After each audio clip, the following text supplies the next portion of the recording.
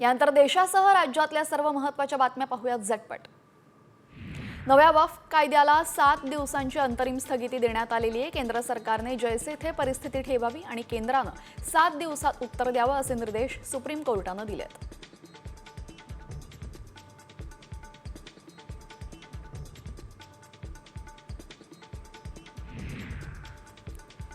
सुनावणी दरम्यान केंद्र सरकारनं सर्वोच्च न्यायालयाकडे 7 दिवसांचा अवधी मागितल्यानंतर न्यायालयाने त्याला मंजुरी दिलेली आहे। तसेच यानंतरच्या प्रकरणाची सुनावणी 5 मे रोजी दुपारी 2 वाजता ठेवण्यात आलेली आहे। सध्याचे सरन्यायाधीश संजीव खन्ना येत्या 14 मे रोजी निवृत्त होत असून त्याआधीच या प्रकरणाची सुनावणी घेतली जाईल।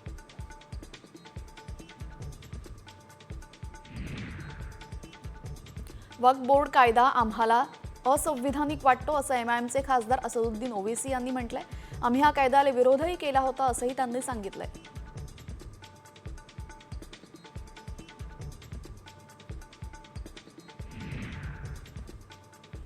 वक्फ बोर्ड सारखे कायदे आणणं चुकीचं असल्याची प्रतिक्रिया काँग्रेस नेते विजय वडेट्टीवार यांनी दिली आहे। तसेच असे कायदे सर्वांनाच लागू करा असंही वडेट्टीवार म्हणालेत। नव्या वक्फ कायद्याला सुप्रीम कोर्टाकडून स्थगिती देण्यात आलेली आहे। यावर मुनगंटीवारांची प्रतिक्रिया समोर येते। 7 दिवसांची स्थगिती म्हणजे कायमची स्थगिती होत नाही। हा निर्णय अंतरिम असून अंतिम नाही, त्यामुळे कायदा फेटाळला गेला असं म्हणता येत नाही, असं मत मुनगंटीवार यांनी व्यक्त केलंय। 31 मे पर्यंत सगळ्या सेवा आपले सरकार पोर्टलवर टाका, नाहीतर संबंधित विभागाला प्रत्येक दिवशी 1000 रुपये दंड आकारण्याचा इशारा मुख्यमंत्री देवेंद्र फडणवीसांनी दिलेला आहे। आतापर्यंत 600 सेवा ऑनलाईन करण्यात आलेल्या आहेत, तर अजूनही 306 सेवा ऑफलाईन आहेत, त्या सुद्धा ऑनलाईन करण्याचे आदेश मुख्यमंत्र्यांनी दिले आहेत।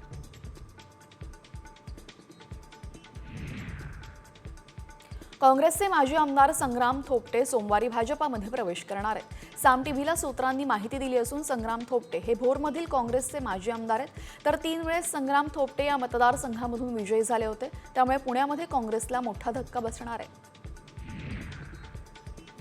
माजी मंत्री धनंजय मुंडेंना पुन्हा मंत्रिपद मिळू दे अशी इच्छा नामदेव शास्त्रींनी व्यक्त केली।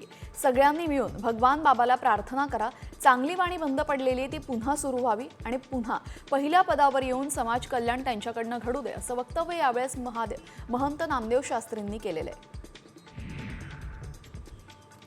शेतकरी कर्जमाफीसाठीच्या आंदोलनावर प्रहार संघटनेचे अध्यक्ष बच्चू कडू ठाम आहेत।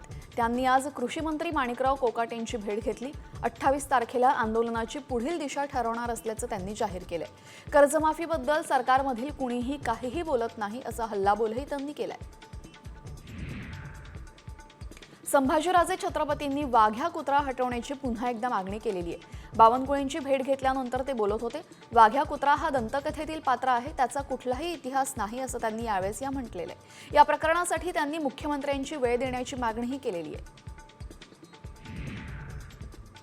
वाल्मिक कराडच्या एन्काउंटरबाबत रणजित कासलेनं नवा खुलासा केलेला आहे, तर योग्य वेळी एन्काउंटरचे आदेश दिल्याने पुरावे असल्याचा दावा यावेळेस कासलेने केलेला आहे। तसंच ईव्हीएमवर गप्प राहण्यासाठी धनंजय मुंडेंच्या संत बाळूमामा कन्स्ट्रक्शन कंपनीमधून निवडणूक काळामध्ये 10 लाख रुपये दिल्याचा आरोप निलंबित पीएसआय रणजित कासलेनं केलेला आहे। निलंबित पोलीस अधिकारी रणजित कासले दिल्लीमध्ये त्यानं साम टीव्हीला विमानाचं तिकीट पाठवलं आणि आपण रात्री पुण्यामध्ये येणार असून पोलिसांनी मला अटक करावी असं चॅलेंजही त्यानं दिलं। निलंबित पोलीस अधिकारी रणजित कासलेचे नवे व्हिडिओ समोर आले। त्यापैकी एका व्हिडिओमध्ये तो पबमध्ये डान्स करताना दिसतोय, तर दुसऱ्या व्हिडिओमध्ये बंदूक हातात घेऊन जाताना दिसतोय। त्यानं मोबाईल स्टेटसवर लाल किल्ल्यासमोरचा फोटो ठेवलेला आहे, त्यामुळे तो दिल्लीत असण्याची शक्यता आहे।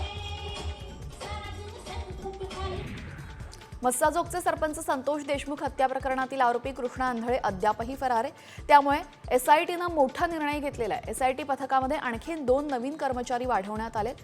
आंधळेच्या शोधासाठी केजमधील स्थानिक कर्मचारी पथकामध्ये समाविष्ट आहेत। याबाबत गृह विभागाने आदेश काढले आहेत। नाशिकच्या काठेगल्लीमध्ये हिंसाचार प्रकरणामध्ये राजकीय कनेक्शन असल्याचा संशय व्यक्त केला जातोय। संशयित आरोपींमध्ये काँग्रेसचे हनीफ बशीर, ठाकरेंच्या शिवसेनेच्या निलोफर शेख आणि शरद पवारांच्या राष्ट्रवादीचे अरिफ हाजी पटेल शेख यांचा समावेश आहे। नाशिकच्या पोलीस दलातील जखमी 21 पोलीस कर्मचाऱ्यांपैकी 16 पोलीस कर्मचाऱ्यांना डिस्चार्ज देण्यात आला। नाशिकच्या दगडफेकीमध्ये 31 पोलीस कर्मचारी आणि काही अधिकारी जखमी झाले होते। यातील 21 जणांवर रुग्णालयामध्ये उपचार सुरू होते। त्यापैकी 16 पोलिसांना डिस्चार्ज देण्यात आला असून 5 जण उपचार घेत आहेत। नाशिकमधील अनधिकृत दर्ग्याच्या वादामध्ये सातपीर दर्गा ट्रस्ट आणि नाशिक पालिका आमने-सामने आले।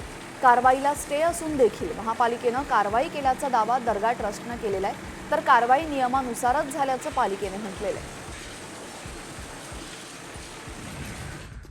दीनानाथ मंगेशकर रुग्णालयाला तात्पुरता दिलासा मिळाला असून ससून रुग्णालयाच्या वैद्यकीय समितीचा 6 पानांचा अहवाल पुणे पोलिसांना सादर झालेला आहे। ससून रुग्णालयाच्या वैद्यकीय समितीने अहवालामध्ये मंगेशकर रुग्णालय आणि डॉक्टर घैसास यांच्यावर ठपका ठेवलेला नाहीये।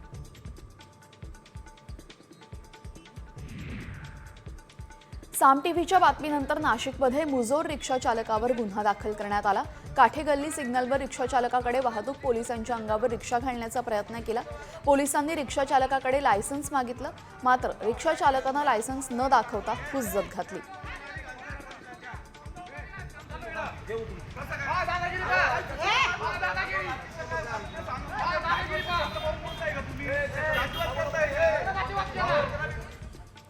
पुण्यातील स्वारगेट बलात्कार प्रकरणामध्ये गुन्हे शाखेनं न्यायालयामध्ये दोषारोप पत्र दाखल केलं। आरोपी दत्ता गाडेविरोधात 893 पानांचं हे दोषारोप पत्र आहे। गुन्हे शाखेच्या खंडणी विरोधी पथकानं या प्रकरणाचा 52 दिवसामध्ये तपास पूर्ण केला। यामध्ये एकूण 82 साक्षीदारांची तपासणी करण्यात आली। श्रीगोंद्यामध्ये संत श्री शेख महम्मद महाराज मंदिरांच्या ठिकाणी दरगाह ट्रस्टची स्थापना झाल्याने वाद निर्माण झालाय। दरगाह ट्रस्टला विरोध करत ग्रामस्थांनी आज आंदोलन सुरू केलं। यावेळी सभापती वंडाताता कराडकर यांनी भेट देत सौगंध मोहम्मद की खाते है मंदिर यही बनाएंगे अशी घोषणा केली। मेरठच्या भसूममध्ये प्रियकराच्या मदतीनं पत्नीने पतीचा गळा दाबून हत्या केली। त्यानंतर मृतदेहाखाली 1000 रुपयाचा साप आणून ठेवला। रात्रभरात साप मृतदेहाला 10 वेळा डसला होता। त्यामुळे कुटुंबियांना तरुणाचा मृत्यू साप डसल्याने झाल्याचं वाटलं, पण पोलीस तपासामध्ये पत्नीने प्रियकराच्या मदतीने हत्या केल्याचं कबूल केलं।